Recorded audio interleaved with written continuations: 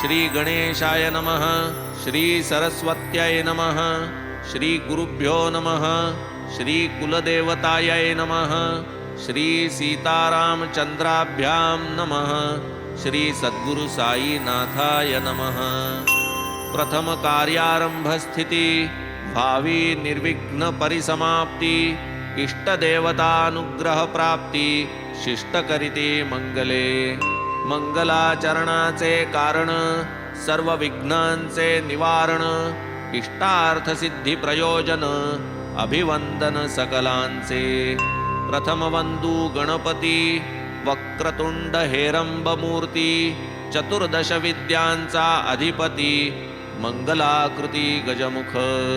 कोटी चतुर्दश भुवने मावती, म्हणो निगा तुझ लंबोदर म्हणती।